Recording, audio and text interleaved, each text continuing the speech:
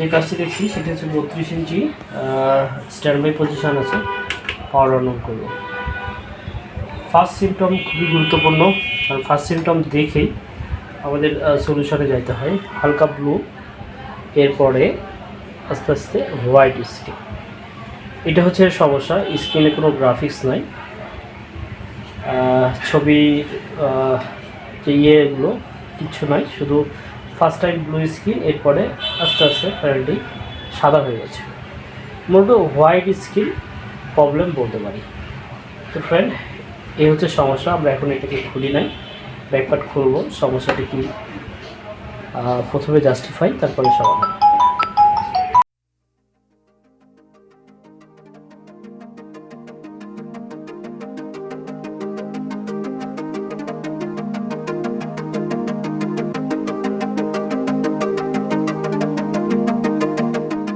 প্যানেলটিকে open করছি এবং আমাদের সার্ভিস টেবিলে প্যানেলটি নিয়ে আসি। তো ফার্স্টে আমাদের দেখতে হবে ভোল্টেজ জাস্টিফাই করে আমরা বোর্ড কানেক্ট করব প্যানেলের সঙ্গে।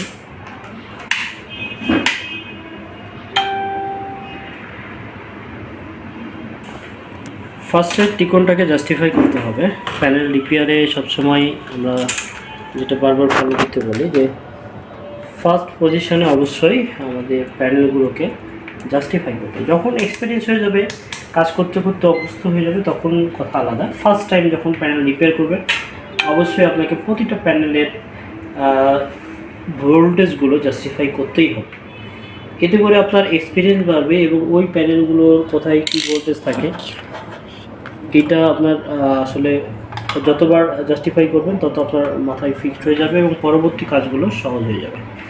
তো এইখানে আমরা দেখতে পাচ্ছি all voltage present, VGL VGS,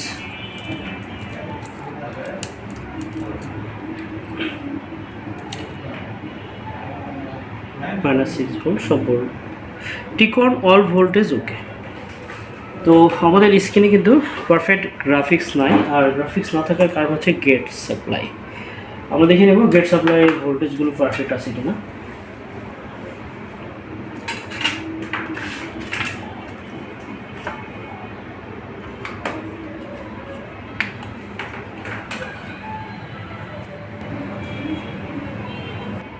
(0.3) এটা STVR, STV হচ্ছে 001। সিকেভিতে অ্যাবনর্মাল ভোল্টেজ, STV সিগন্যাল দেখাচ্ছে সিকেভি, তাই না?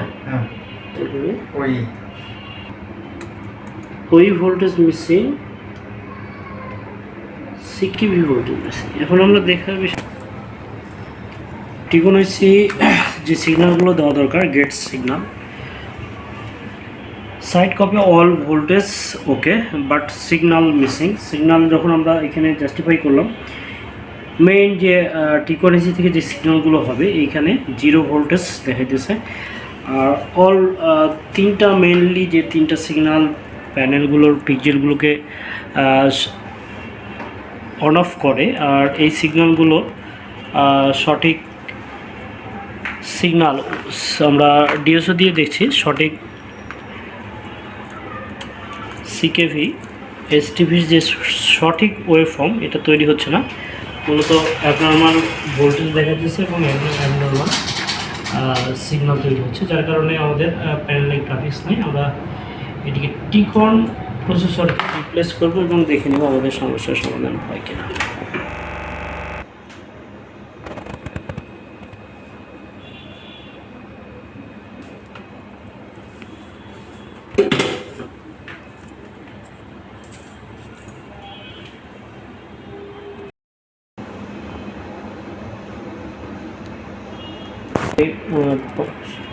মনে করছি যে টিকন আইসি খারাপ, সেটা রিমুভ করবো এবং সেম টিকন থেকে আরেকটি টিকন আইসি লাগাবো।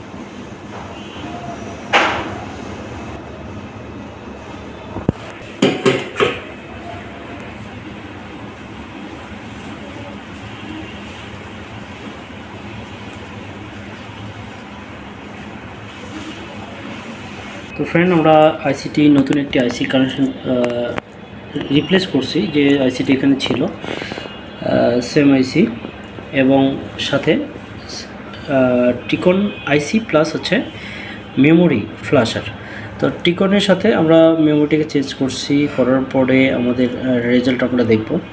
এখানে টিকন প্লাস মেমোরি চেঞ্জ করার পরে সেম টিকন থেকে কালেক্ট করছি এটা, আর টিকনগুলো আমাদের কাছে অ্যাভেলেবল। পাওয়ার অন করছি, যখনই কেবল কানেকশন দিয়েছি সঙ্গে সঙ্গে আমার গ্রাফিক্স চলে এসছে।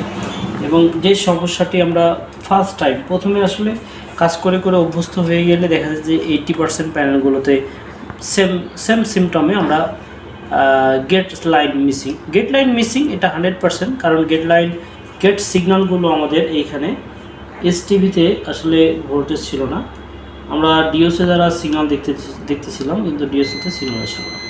সিকেভিতে 0 সামথিং দেখাইতেছিল, এখন 1.2 ভোল্টেজ দেখাইতেছে। তার মানে আমার টোটাল সিগন্যাল পারফেক্ট হয়েছে। এবং আমরা ডিওসিতে দেখছি তখন অ্যাবনর্মাল সিগন্যাল তৈরি হচ্ছিল।